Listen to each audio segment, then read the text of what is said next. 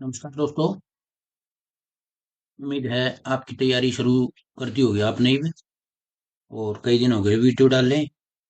तो आज से आप वीडियो स्टार्ट करते हैं दोबारा। अपने कंप्यूटर की 4 वीडियो डाल रखी हैं। तो इससे पहले मेमोरी का हमने एक पार्ट डाला था, पार्ट नंबर 2 है वो। और इसके एक पार्ट हो रहा होगा, 3 पार्ट बनेंगे, नहीं तो लंबी वीडियो हो जाएगी आज।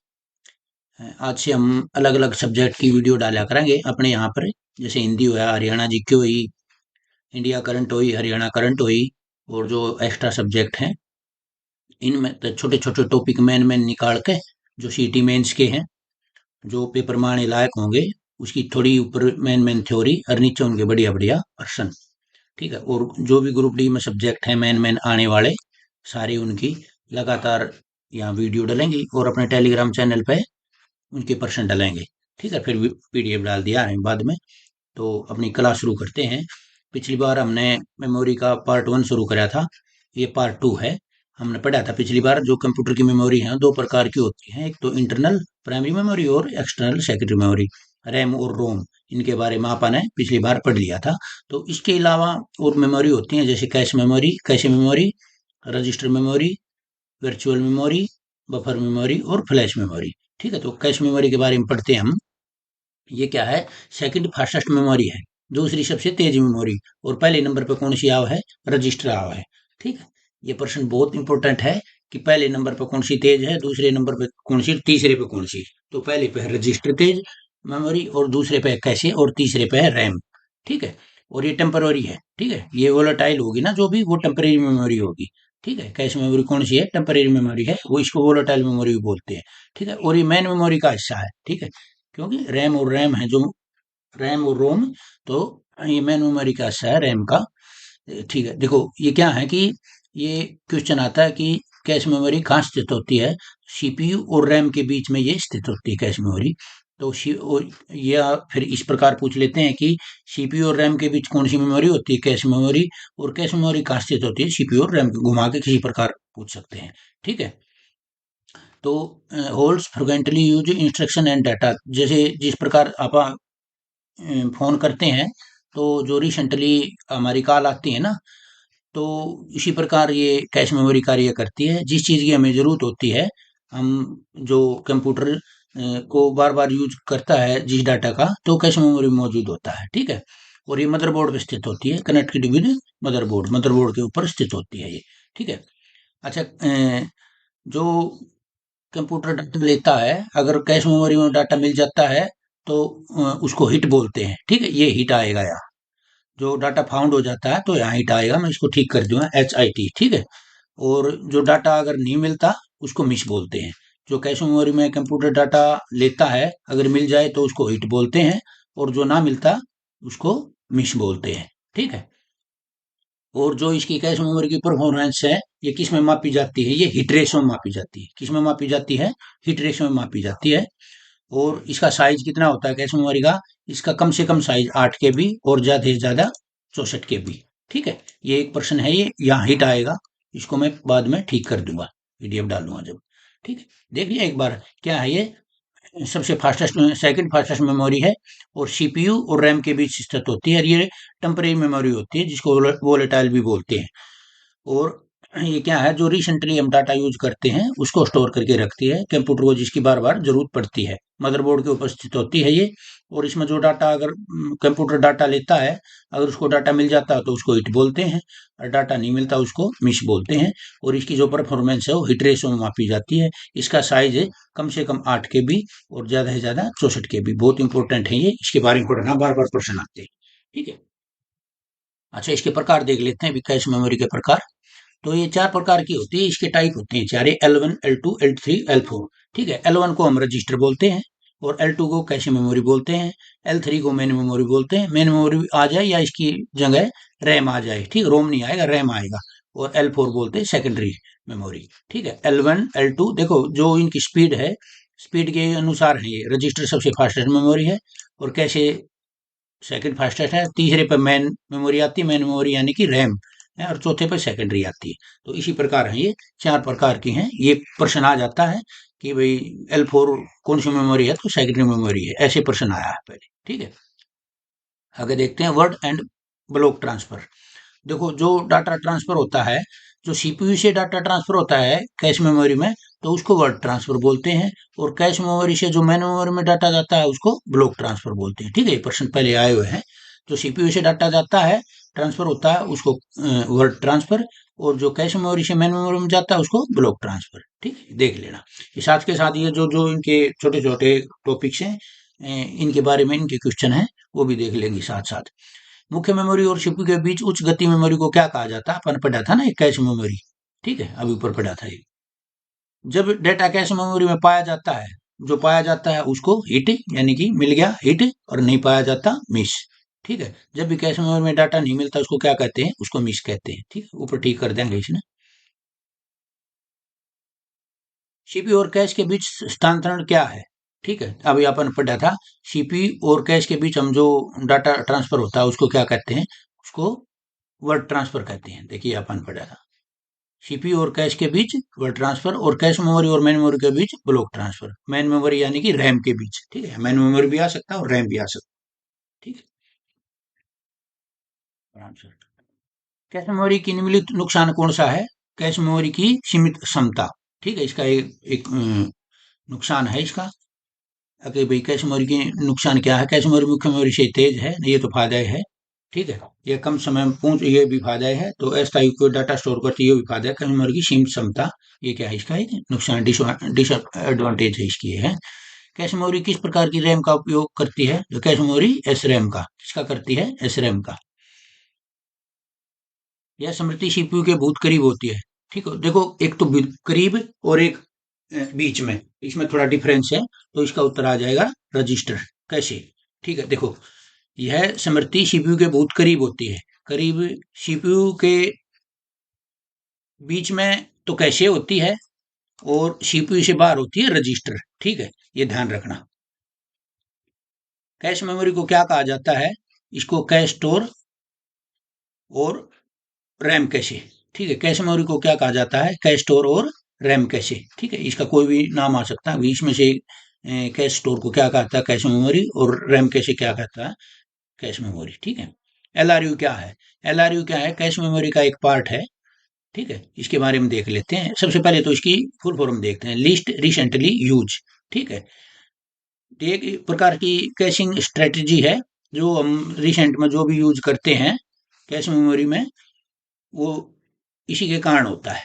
ठीक है, देखो when the cache is full, LRU technique use to make room new elements by discarding least recently use data first. देखो क्या करते हैं, जब हम कोई भी डाटा बार बार यूज कर रहे हैं और जिसकी हमें जरूरत होती है, तो ये एलआरयू उसी को रखता है और बाकी डाटा को निकाल देता है। यानी जिस डाटा की जरूरत होती है कैश मेमोरी को, एलआरयू उसको रखता है और बाकी को निकाल देता है।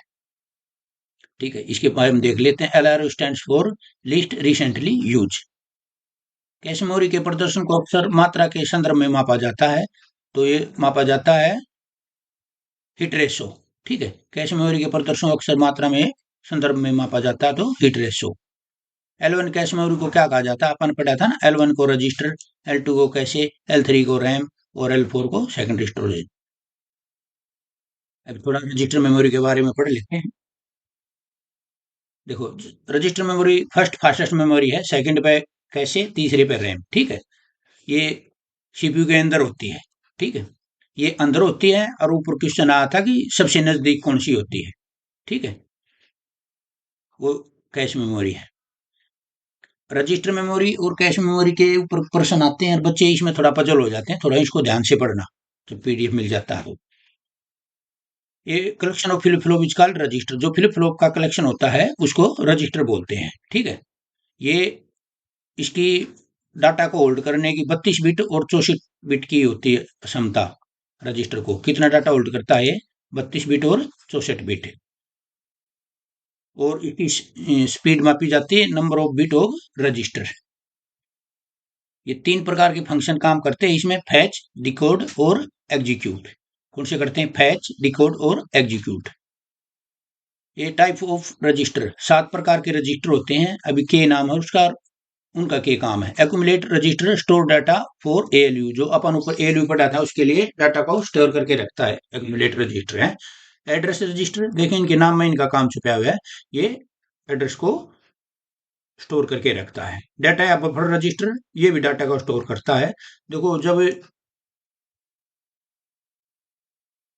हमको वीडियो डाउनलोड करते हैं, तो जब तक पूरी डाउनलोड नहीं होती, जैसे 20% के बाद वो चलनी शुरू हो जाती है, तो उस टाइम तक ये बफर रजिस्टर में स्टोर रहती है। ठीक है, बस इतना ही कर लेना। इंस्ट्रक्शन रजिस्टर, ये इंस्ट्रक्शन को स्टोर करके रखता है, या जो लास्ट इंस्ट्रक्शन है उसको होल्ड करके रखता है। प्रोग्राम काउंटर क्या होता है कि जो अगली इंस्ट्रक्शन क्या होनी है उसके बारे में पूरा डाटा प्रोग्राम काउंटर रखता है। टेम्परेरी रजिस्टर, ये टेम्परेरी रखता है डाटा को स्टोर करके। इनपुट एंड आउटपुट रजिस्टर, ये स्टोर इनपुट आउटपुट डाटा। ठीक है, इनके नाम है, जो एक तो इनके साथ नाम याद कर लेना, और कितने प्रकार के साथ के हैं और इनका क्या काम है, ये पहले प्रश्न आए हुए हैं। अच्छी तरह देख लियो, पीडीएफ डालूं। अच्छा, हमने ही पढ़ा था इसके बाद में कि कुछ और हैं ये मेमोरी, तो हम अभी वर्चुअल मेमोरी के बारे में पढ़ते हैं। Evolution of having larger RAM, जो रैम के जैसे एक कोई रैम की क्षमता 2 GB की है और उसमें हम डाटा 4 GB अपलोड करते हैं, तो उसका एक भ्रम रहता है रैम का कि मैं इसको अपलोड कर लूंगी। उस भ्रम को ही वर्चुअल मेमोरी बोलते हैं। ठीक है, और सीधी बात है कि वर्चुअल मेमोरी का क्या क्या काम होता है भाई, रैम के लिए स्पेस बना कर रखती है ये। ठीक है, tech space from secondary memory, और ये कि कहाँ से स्पेस लेती है, ये सेकेंडरी मेमोरी से स्पेस लेती है। जो रैम को इसी क्षमता तो 2 GB है, इसने 4 GB का जब डाटा अपलोड हो है, तो उसके लिए वर्चुअल मेमोरी काम करती है अपलोड कर स्पेस बनाने का। और कहाँ से लेती है, सेकेंडरी मेमोरी से स्टोरेज लेती है। Swap in swap out operation use, इसमें डाटा लेना और डाटा देना, इसका काम वर्चुअल मेमोरी में होता है। देखो, पेज रिप्लेसमेंट के कॉन्सेप्ट के काम करती है, कि भी पेज को रिप्लेसमेंट करना और नए पेज लेना, ये इसका काम है वर्चुअल मेमोरी का। Virtual memory can be implemented by demand paging. ठीक है, डिमांड पेजिंग के ऊपर काम करती है ये, एक भाई डाटा लेना है इसके लिए, रैम के लिए। ठीक है, स्पेस बनाने के लिए। सीधी बात है, में प्रश्न यही आता है कि ऐसी कौन सी मेमोरी है जो रैम के लिए स्पेस बना हुआ है, तो वर्चुअल मेमोरी है। ठीक है, एक कंप्यूटर सिस्टम पर भौतिक रूप से स्थापित मात्रा से अधिक मेमोरी को संबोधित कर सकता है, इस अतिरिक्त मेमोरी को क्या कहते हैं, तो वर्चुअल मेमोरी कहते हैं। ठीक, वही प्रश्न आ गया घूम फिर कर। Virtual memory is extremely large main memory, evolution of external large main memory. ठीक है, जो रैम का भ्रम होता है, भाई मैं डाटा स्टोर कर लूंगी अपनी कैपेसिटी से ज्यादा, तो ये वर्चुअल मेमोरी होती है। ठीक है, इसके बाद है बफर मेमोरी। ठीक है, बफर मेमोरी क्या है, ये टेम्परेरी स्टोरेज रखती है। ठीक है, temporary storage data in RAM के अंदर। मैं अभी ऊपर भी बात करी थी कि क्या है, जैसे कोई वीडियो डाउनलोड करते हैं, तो जब तक वो पूरी डाउनलोड नहीं हो जाती, तब तक वो बफर मेमोरी में रहती है। ठीक है, purpose to hold data right before it used, देख आगे नहीं। For example, when you download audio and video file from the internet, it may load the first 20% of it into a buffer and then bring to play। ये अपन कर ली बात इसके बारे में। The buffer memory is mainly located, RAM के अंदर ये स्थित होती है। ठीक है, पर एक तो इसका काम देख लियो के है, अब भाई जब तक डाटा पूरा डाउनलोड नहीं होता, तब तक ये अपने अंदर स्टोर करके रखती है, और ये रैम के अंदर स्थित होती है। फ्लैश मेमोरी, फ्लैश मेमोरी के 3 एग्जाम्पल है भाई, पेन ड्राइव जिसको यूएसबी ड्राइव भी बोलते हैं, मेमोरी कार्ड और SSD solid state drive. Pen drive is also known as flash drive, data stick और थंब ड्राइव। ठीक है, ऑल ऑफ दीज आ जाएगा इसमें। Other name is flash drive, pen drive पर पढ़ लिया था अपन। Flash memory is a non volatile storage device in which data, देखो फ्लैश मेमोरी ईपी रोम का एडवांस फॉर्म है। तो ये किसे, ईपी रोम हमने पिछली क्लास में पढ़ा था, तो ये इलेक्ट्री इरेज हो जाती है। ठीक, कैन बी इरेज इलेक्ट्री। ठीक है, which is a comparatively slower device. अच्छा, मतलब इसमें से सबसे, आप फास्ट के बारे में पढ़ रहे थे कि सबसे फास्ट रजिस्टर है, उसके बाद कैसे है, फिर रैम है, सेकेंडरी है। तो रैम तो स्लोएस्ट है नहीं है, तो तीसरे नंबर पर है। रोम का कोई मैटर नहीं है स्लो तेज का। और फ्लैश मेमोरी और S RAM, S RAM RAM का ही पार्ट है, ये भी तेज है, तो इसका आंसर होगा फ्लैश मेमोरी। ठीक है, flash memory is later of O yo EP ROM. ठीक है, जो ईपी रोम का एडवांस रूप क्या है, फ्लैश मेमोरी है। अच्छा, इसके बाद है memory unit. Memory unit binary और मेमोरी यूनिट डेसिमल। ठीक है, इसमें से क्वेश्चन आता है। ये थोड़ा लंबा वीडियो हो जाएगी। ये बिट ये मैंने डाटा बना रखा है, इसके ऊपर आप एक बढ़िया ही वीडियो छोटी ही और बना देंगे। ठीक है, इसमें से प्रश्न हमेशा आता है। इसके बारे में हम दिखा देता हूँ। ठीक है, क्या क्या आएगा इसमें। ठीक है, कल एक वीडियो और बना दें, आज इतना ही टाइम है। इसको देख लेना, फिर कल वीडियो बना के या शाम को और इसका फिर पीडीएफ डाल देंगे। ठीक है, बहुत बहुत धन्यवाद।